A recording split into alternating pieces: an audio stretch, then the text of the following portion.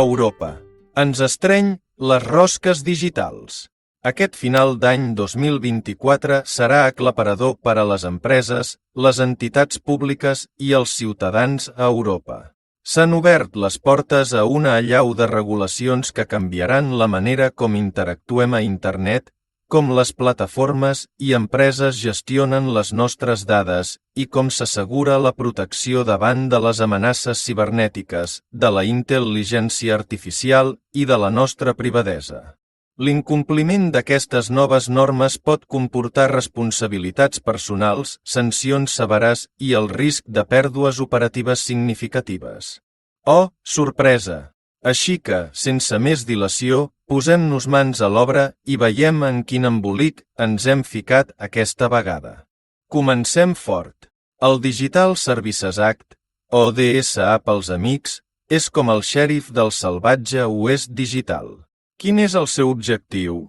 Posar ordre en el caos de les plataformes i fòrums en línia, marketplaces i serveis d'allotjament que operen dins de la UE. Ara toca complir amb regles estrictes de responsabilitat per garantir la seguretat dels usuaris i el control del contingut.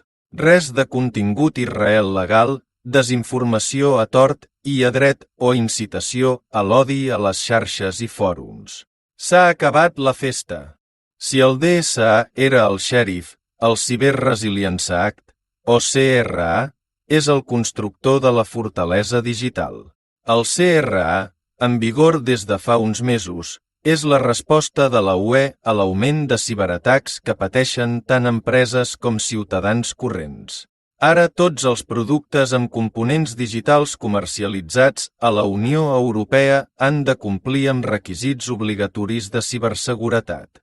A més, hauran d'informar les autoritats en 24 hores sobre qualsevol incident de seguretat que es produeixi. Passem ara a parlar dels gegants digitals, aquelles empreses que tenen més poder que alguns estats. Doncs bé, per a ells ha arribat el Digital Markets Act, o Dominica, una normativa que va entrar en vigor el 6 de març de 2024 amb l'objectiu de frenar-los una mica.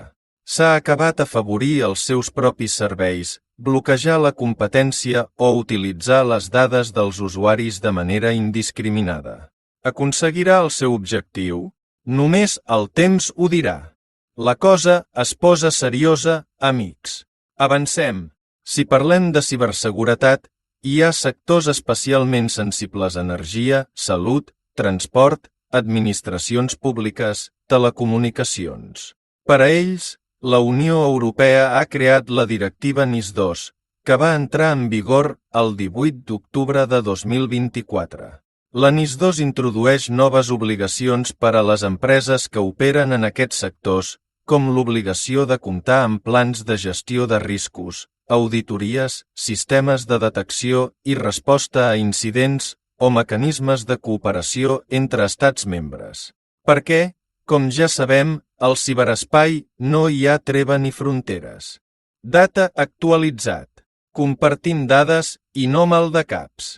El 10 de gener de 2024 va entrar en vigor el Data Act, una normativa que busca facilitar l'accés i ús compartit de dades a tota la Unió Europea. Però, atenció, que no es tracta de compartir per compartir, sinó de fer-ho de manera segura i respectant els drets dels usuaris. El Data Act estableix un marc legal clar per a l'intercanvi de dades entre empreses, administracions públiques i fins i tot ciutadans. Així, es jubila part de l'RGPD. Amb aquesta normativa, la Unió Europea vol fomentar la innovació i el desenvolupament de nous serveis basats en dades. AI actualitzat. La resposta europea a la intel·ligència artificial. La intel·ligència artificial avança a passes de gegant i la Unió Europea no vol quedar enrere. Bé, més o menys. Per això, a finals de 2023 va aprovar l'AI Act, la primera normativa a nivell mundial que regula l'ús de la intel·ligència artificial i el seu impacte en la societat. El seu objectiu és garantir que la intel·ligència artificial s'utilitzi de manera ètica, responsable i segura. A més, prohibeix expressament certs usos de la intel·ligència artificial que es consideren inacceptables, com la manipulació subliminal o la puntuació social. GPSR. Val més prevenir que curar o retirar del mercat. Aquesta normativa, que serà obligatòria a partir del 13 de desembre de 2024, regula la seguretat dels productes i serveis no alimentaris dins de la Unió Europea. Quin és el seu objectiu? Garantir que els productes que es venen al mercat europeu siguin segurs per als consumidors.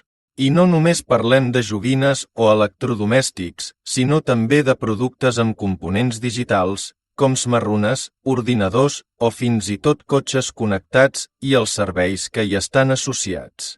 El GPSR introdueix noves obligacions per als fabricants, importadors i distribuïdors que hauran de garantir que els seus productes compleixen amb els requisits de seguretat i que tenen la documentació necessària.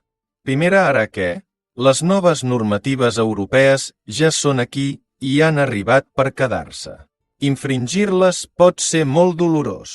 És hora de posar-se les piles i començar a prendre seriosament la ciberseguretat, la protecció de dades i l'ètica en l'ús de les noves tecnologies. En cas contrari, les conseqüències, repetim, poden ser molt greus.